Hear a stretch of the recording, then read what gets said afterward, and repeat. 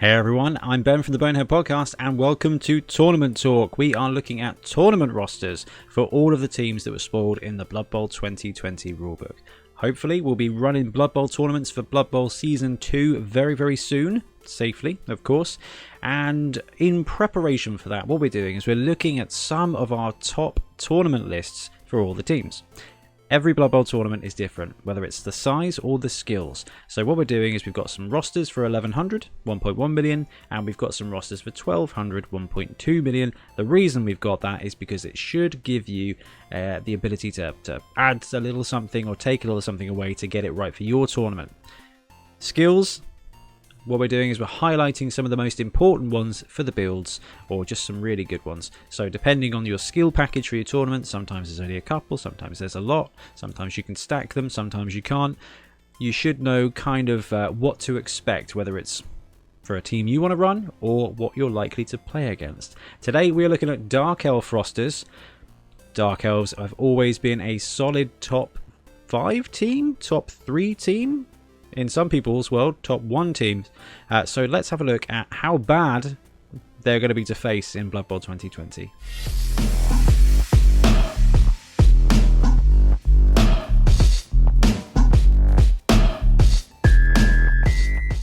First up, we've got the standard build. So when you're playing Dark Elves in League, it's a real struggle to get everything that you want in. In a tournament where you've got some skills to lean on and you've got a little bit more cash, basically what happens is you get to upgrade your linemen to the positionals you really want them to be. So with this roster that comes in at 1080, we get all 4 blitzers, 2 witch elves, 1 runner and 4 linemen. It's only 11 players and it does only come with 2 rerolls, but of all the teams out there, Dark Elves are up there with the kind of teams that can actually survive with 2 rerolls. The good thing about tournaments is you get skills, and we've got the runner here that can take leader on a normal, so you will be able to spend 1 skill if you want and get that 3rd reroll to really juice your team up. The difficult thing with Dark Elves is they're tier 1, so they probably won't get a ton of skills, and if they do, these are kind of the way you want to go. So blitzers, movement 7, strength 3, edge 2+, come with block. Giving them dodge makes them mighty. Edge 2+ blodgers with movement 7. These guys are fantastic. So dodge on a blitzer, never ever bad. They are also really good targets for tackle, and if you've got any doubles, guard as well. They're resilient pieces, they've got good agility, very good mobility, and they've got great striking power too. So those blitzers, no matter what skill you give them, they're going to perform. Dodge is probably first pick. You get 2 witch elves, and witch elves are also movement 7. They come with dodge, so you can give them block, and then you could end up with an absolute ton of blodgers. These guys have frenzy and jump up, so be careful. They are going to get themselves into trouble sometimes. But the fact they got frenzy also means they make pretty good safeties. So if you don't want to give them block, you can give them tackle, and as long as you're supporting them, you'll get 2 good blocks with them. So basically run a witch elf up, or run a blitzer or a lineman up to support, then strike with the witch elf. You get 2 2-die blocks basically, and with tackle you're in a good spot. Alternatively, you could go for wrestle, because these guys have jump up, so you drop them on your next turn, you're just getting up for free. Wrestle on a witch elf is good, but does leave you very open for a jolly good fouling. The runner in this build, I do recommend leader to get you that 3rd reroll. If not, then actually they're movement 7 as well, so having dodge will help with the mobility there. This roster comes with 7 players with movement 7 and agility 2+. Dark Elves are hardy, they've got a lot of block as well. This is a solid team. It is not lightning fast, but this is not bad at all.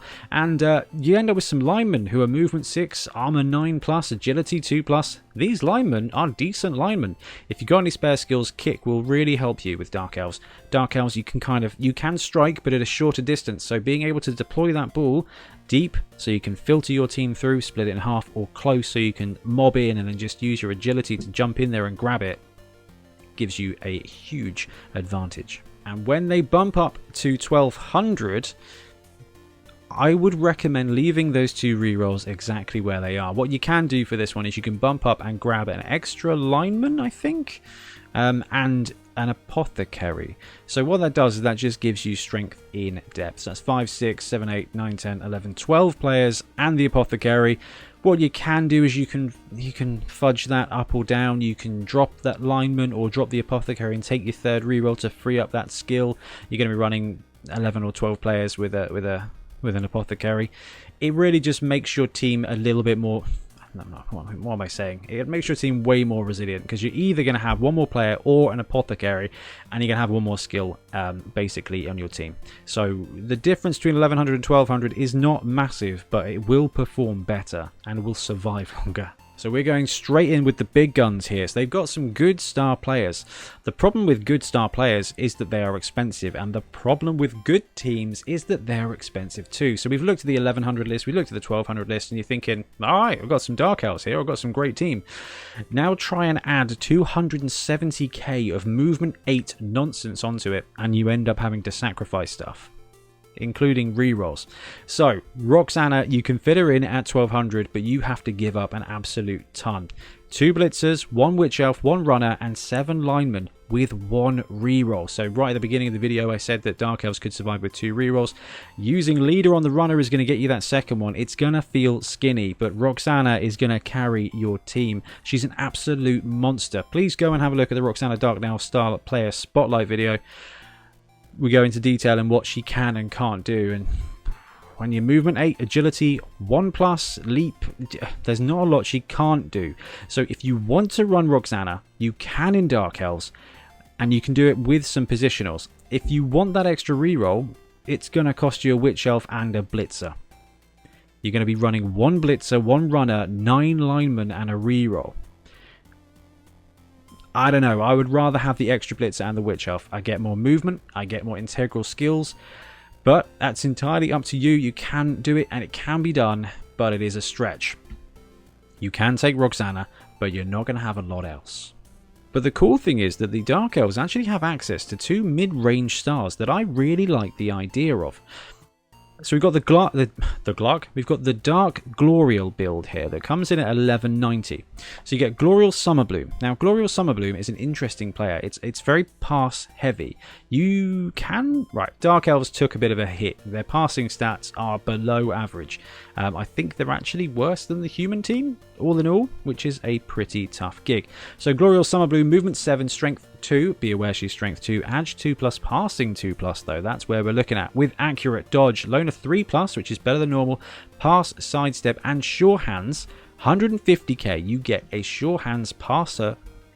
Well, it's 1+, really. It's passing 2+, but you got accurate, so you're quick and short are 1+, 2+ with a reroll. So she's 2+ passing up to 6 squares away with an integral reroll. From there, it gets a little bit worse. So what would it be? It would be 2, 3, 4 for a long pass, which is still a 75% chance of success. The great thing here is that, alright, she's got short hands. That's not bad at all. But the great thing is that you can afford to take Glorial with some of your faster movement players. So let's have a look at the rest of the team. 4 blitzers. That's 4 block movement 7 pieces. 1 witch elf, that's 1 movement 7 dodge piece, or with edge 2+, which is very good for catching, guys. A runner, which is another movement 7 agility 2+ piece, and 5 linemen who are all movement 6 edge 2+, which also do not make terrible catching targets. So passing is subpar in tournaments. Dark Elves are known to be really good teams because they play tight. They don't get to do a huge amount, but what they do, they do very well. And a well-controlled Dark Elf team is very difficult to beat. If you want to have a little fun with Dark Elves, though, Glorial Summerbloom, you can air it out. And I don't think people are going to be expecting that. This is going to be your short pass, quick move. I mean, just who do you mark here? Okay, let's say you deploy your 4 blitzers and your Witch Elf, and you just go forward. You're just going to end up with good blocks or good catching targets, and quite frankly, even a 3+ catch at a pinch is worth doing. Skills wise, same thing applies. 2 rerolls, use the leader, reroll for the runner to get you your 3rd one, and you end up with a passing Dark Elf team. And last but not least, we've got Dark Willow. So Willow Rosebark has swapped sides. She has joined the dark side. Used to be only able to be taken by halflings. Now it's just elves. So what you have here is a movement 5, strength 4, sidestep, dauntless tree thing. Okay, so dark elves can't normally take a big guy. You can take Zolcath the Zote, who comes in at 230k and gives you strength 5, but that's almost the same price as Roxy, and we've seen that you have to give up almost everything to be able to afford that level of star player. Willow lands in at 150k, exactly the same as Glorial. So you get the opportunity here to take that strength 4 puncher and just support your front line. 4 blitzers, 1 witch elf, 1 rudder, 5 linemen, 2 rerolls. So the same core of the team. It is a shame you do have to drop a witch elf for her, but imagine that front line. You've got Willow Rosebark, strength 4, and 4 dark elf blitzers. That's an absolute ton of good blocks. So it's cool that you can add a bit of bash there and take a very different team. Movement 5 is going to struggle. She's got no integral combat skills, so Willow Rosebark does suffer a bit, but she is a strength 4 piece for 150k. So you can take another witch elf, or with a bit of juggling of your cost, you can take a strength 4 piece to go with those 4 blitzers. And I like the fact that it gives you a bit of variety. It is probably less ideal than running any of the other builds we've seen, especially at 1200. I mean, the ability to have like this roster plus the extra reroll, the apothecary and the extra lineman might be better for you, but this, you get a lot. And those 2 150 gold piece star players, they just add a different element to your dark elf roster, and I think that's really interesting. The great thing is that if your tournament is 1200 or less, the likelihood of a Roxanna Death Star build is pretty low. If you are a dark elf player, you can take her, but it's going to be the Roxy show with very little support. It's going to be Roxy and the Lineman, which sounds like a terrible 80s band. Willow Rosebark gives you a bit of punch. Glorial Summerbloom gets you a bit of passing. So you can go vanilla Dark Elves, you can air it out, you can brawl it with Willow, or you can go all in on Roxanna Darknail. All of those are going to give you some pretty great play experiences. And it's nice to see that there are some options for Dark Elves. I think you're likely just to see straight Dark Elves most of the time. But if I'm playing against Dark Elves with Willow Rosebark, I know I've got a slightly different challenge than the one I faced before, and I think that's delicious. Anyway, guys, I'm going to wrap it up here for Dark Elf tournament rosters. Let me know in the comments below what you think of these rosters, how crazy I am, the builds I have missed. Yes, I know, Ian Triplo, I haven't put any assassins in. I can't do it, man. I can't do it. They're 85k. They're the same price as runners. They got better because they got cheaper, and they're now movement 7 as well. But if you want movement 7 and you can afford witch elves, you cannot afford to take the blitz. You cannot afford to drop witch elves or blitzers. It's very, very sad. Anyway, guys, thank you very much for watching, and we'll be back tomorrow with more tournament rosters.